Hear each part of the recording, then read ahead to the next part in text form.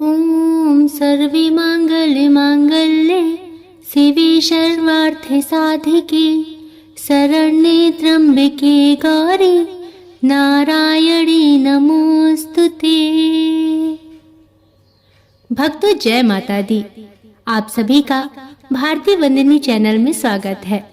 आज हम सभी मनोकामनाओं को पूरा करने वाली श्री दुर्गा सप्तशती के दूसरे अध्याय का श्रवण करेंगे और साथ ही विनियोग और ध्यान का भी श्रवण करेंगे। तो चलिए माता रानी के दर्शन करते हुए इस पवित्र पाठ का रसपान करते हैं। ओम मध्यम चरित्र के विष्णु ऋषि महालक्ष्मी देवता उसड़िक छंद शाकांभरी शक्ति दुर्गा बीज वायु तत्व और यजुर्वेद स्वरूप हैं। श्री महालक्ष्मी की प्रसन्नता के लिए मध्यम चरित्र के पाठ में इसका विनियोग है। मैं कमल के आसन पर बैठी हुई प्रसन्न मुख वाली महिषासुर मर्दिनी भगवती महालक्ष्मी का भजन करती हूँ, जो अपने हाथों में अक्षमाला, फरसा, गदा, बाण, वज्रपद, धनुष, कुंडिका, दंड, शक्ति, खड़ग, ढाल, शंख, घंटा, मधुपात्र, सूल, पास और चक्र धारण करती हैं। ऋषि कहते हैं, पूर्व काल में देवताओं और असुरों में पूरे 100 वर्षों तक घोर संग्राम हुआ था। उसमें असुरों का स्वामी महिषासुर था और देवताओं के नायक इंद्र थे। उस युद्ध में देवताओं की सेना महाबली असुरों से परास्त हो गई। संपूर्ण देवताओं को जीतकर महिषासुर इंद्र बन बैठा। तब पराजित देवता प्रजापति ब्रह्मा जी को आगे करके उस स्थान पर गए जहां भगवान शंकर और विष्णु विराजमान थे। देवताओं ने महिषासुर के पराक्रम और अपनी पराजय का यथावत वृत्तांत उन दोनों देवेश्वरों से विस्तार पूर्वक कह सुनाया। वे बोले, हे भगवान, महिषासुर सूर्य, इंद्र, अग्नि, वायु, चंद्रमा, यम, वरुण तथा अन्य देवताओं के भी अधिकार छीनकर स्वयं ही सबका अधिष्ठाता बन बैठा है। उस दुरात्मा महिषा ने समस्त देवताओं को स्वर्ग से निकाल दिया है। अब वे मनुष्यों की भांति पृथ्वी पर विचरते हैं। दैत्यों की यह सारी करतूत हमने आप लोगों से कह सुनाई। अब हम आपकी ही शरण में आए हैं। उसके वध का कोई उपाय सोचिए। इस प्रकार देवताओं के वचन सुनकर भगवान विष्णु और शिव ने दैत्यों पर बड़ा क्रोध किया। उनकी भौहें तन गई और मुंह टेढ़ा हो गया। तब अत्यंत कोप में भरे हुए चक्रपाणी श्री विष्णु के मुख से एक महान तेज उत्पन्न हुआ।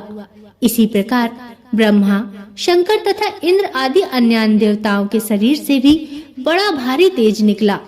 वह सब मिलकर एक हो गया। महान तेज का वह पुंज ज्वालायमान पर्वत सा जान पड़ा। देवताओं ने देखा, वहां उसकी ज्वालाएं संपूर्ण दिशाओं में व्याप्त हो रही थीं। संपूर्ण देवताओं के शरीर से प्रकट हुए उस तेज की कहीं तुलना नहीं थी। एकत्रित होने पर वह एक नारी के रूप में परिणत हो गया और अपने प्रकाश से तीनों लोकों में व्याप्त जान पड़ा। भगवान शंकर का जो तेज था, उससे उस देवी का मुख प्रकट हुआ।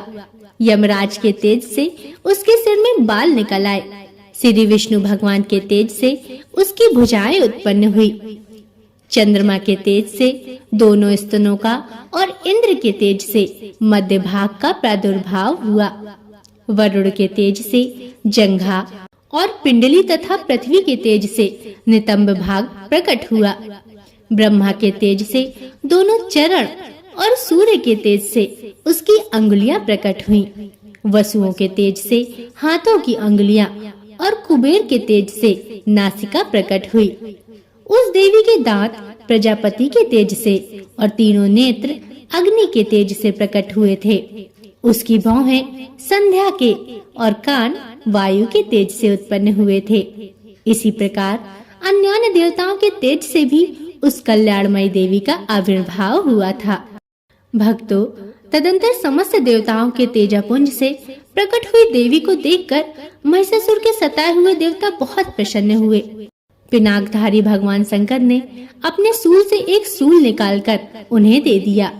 फिर भगवान विष्णु ने भी अपने चक्र से चक्र उत्पन्न करके भगवती को अर्पण किया। वरुण ने भी शंख भेंट किया। अग्नि ने उन्हें शक्ति दी और वायु ने धनुष तथा बाण से भरे हुए 2 तरकस प्रदान किए। सशस्त्र नेत्रों वाले देवराज इंद्र ने अपने वज्र से वज्र उत्पन्न करके दिया और एरावत हाथी से उतारकर एक घंटा भी प्रदान किया। यमराज ने काल दंड से दंड, वरुण ने पास, प्रजापति ने स्फटिकाक्ष की माला तथा ब्रह्मा जी ने कमंडलू भेंट किया। सूर्य ने देवी के समस्त रोमकूपों में अपनी किरणों का तेज भर दिया। काल ने उन्हें चमकती हुई ढाल और तलवार दी। क्षीर समुद्र ने उज्ज्वल हार तथा कभी जीर्ण न होने वाले 2 दिव्य वस्त्र भेंट किए। साथ ही उन्होंने दिव्य चूड़ामणि, 2 कुंडल कड़े, उज्ज्वल अर्धचंद्र, सब बाहुओं के लिए केयूर, दोनों चरणों के लिए निर्मल निपुर, गले के सुंदर हंसली और सब उंगलियों में पहनने के लिए रत्नों की बनी अंगूठियां भी दी। विश्वकर्मा ने उन्हें अत्यंत निर्मल फरसा भेंट किया। साथ ही अनेक प्रकार के अस्त्र और अभेद कवच दिए। इनके सिवा मस्तक और वक्ष स्थल पर धारण करने के लिए कभी न कुम्हलाने वाले कमलों की मालाएं दी। जलधि ने उन्हें सुंदर कमल का फूल भेंट किया। हिमालय ने सवारी के लिए सिंह तथा भांति भांति के रत्न समर्पित किए। धनाक्ष कुबेर ने मधु से भरा पान पात्र दिया तथा संपूर्ण नागों के राजा शेष ने, जो इस पृथ्वी को धारण करते हैं, उन्हें बहुमूल्य मणियों से विभूषित नागहार भेंट किया। इसी प्रकार अन्य देवताओं ने भी आभूषण और अस्त्र शस्त्र देकर देवी का सम्मान किया। तत्पश्चात उन्होंने बारंबार अट्टहास पूर्वक उच्च स्वर से गर्जना की। उनके भयंकर नाद से संपूर्ण आकाश गूंज उठा। देवी का वह अत्यंत उच्च स्वर से किया हुआ सिंहनाद कहीं समा न सका। आकाश उसके सामने लघु प्रतीत होने लगा।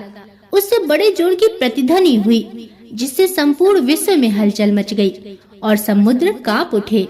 पृथ्वी डोलने लगी और समस्त पर्वत हिलने लगे। उस समय देवताओं ने अत्यंत प्रसन्नता के साथ सिंहवाहिनी भवानी से कहा, हे देवी, तुम्हारी जय हो। साथ ही महर्षियों ने भक्ति भाव से विनम्र होकर उनका स्तवन किया। संपूर्ण त्रिलोकी को क्षोभग्रस्त देख दैत्यगण अपनी समस्त सेना को कवच आदि से सुसज्जित कर हाथों में हथियार ले सहसा उठकर खड़े हो गए। उस समय महिषासुर ने बड़े क्रोध में आकर कहा, आह, यह क्या हो रहा है। फिर वह संपूर्ण असुरों से घिरकर उस सिंहनाद की ओर लक्ष्य करके दौड़ा और आगे पहुंचकर उसने देवी को देखा, जो अपनी प्रभा से तीनों लोकों को प्रकाशित कर रही थी। उनके चरणों के भार से पृथ्वी दबी जा रही थी। माथे के मुकुट से आकाश में रेखा सी खिंच रही थी तथा वे अपने धनुष की टंकार से 7 पातालों को क्षुब्ध किए देती थीं।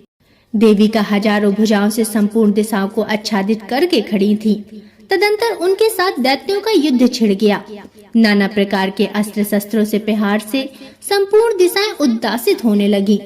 चिछुर नामक महान असुर महिषासुर का सेना नायक था। वह देवी के साथ युद्ध करने लगा। अन्य दैत्यों की चतुरांगणी सेना साथ लेकर चामर भी लड़ने लगा। 60,000 रथियों के साथ आकर उदग्र नामक महादैत्य ने लोहा लिया।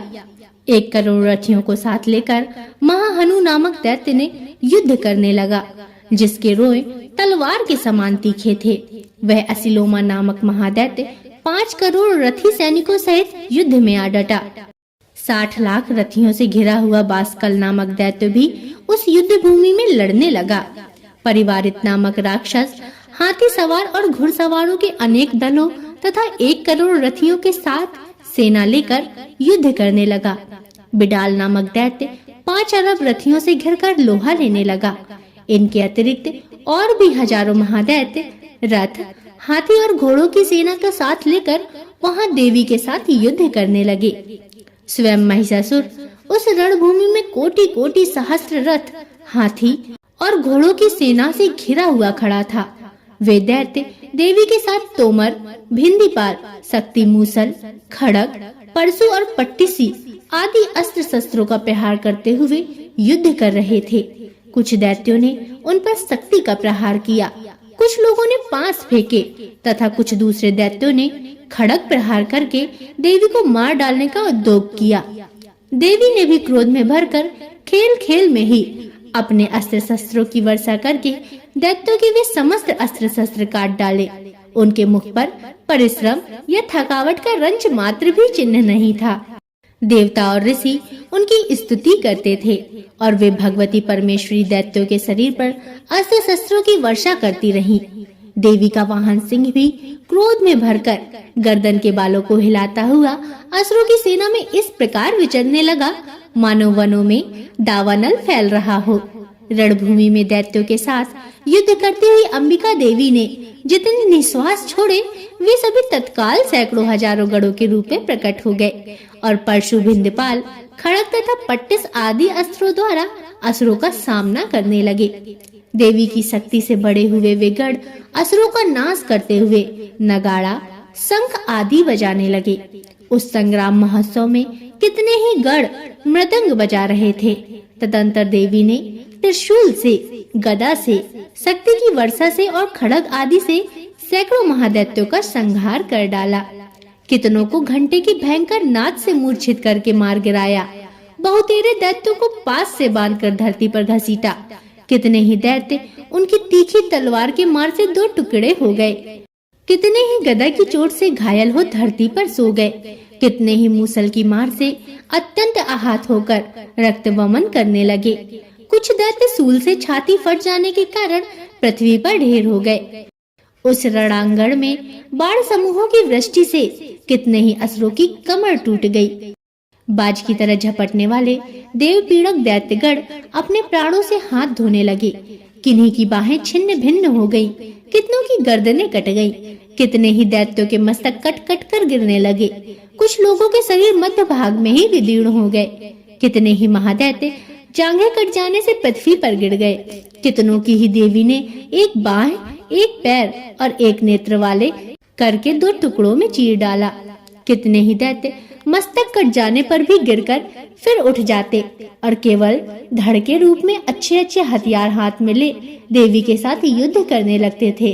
दूसरे कबंध युद्ध के बाजों की लय पर नाचते थे। कितने ही बिना सिर के धड़, हाथों में खड़ग, शक्ति और सृष्टि लिए दौड़ते थे और दूसरे महादैत्य ठहरो ठहरो यह कहते हुए देवी को युद्ध के लिए ललकारते थे।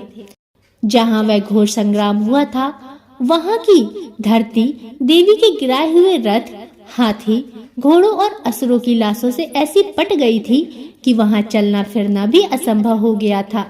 दैत्यों की सेना में हाथी, घोड़े और असुरों के शरीर से इतने अधिक मात्रा में रक्तपात हुआ कि थोड़ी ही देर में वहाँ खून की बड़ी बड़ी नदियां बहने लगी।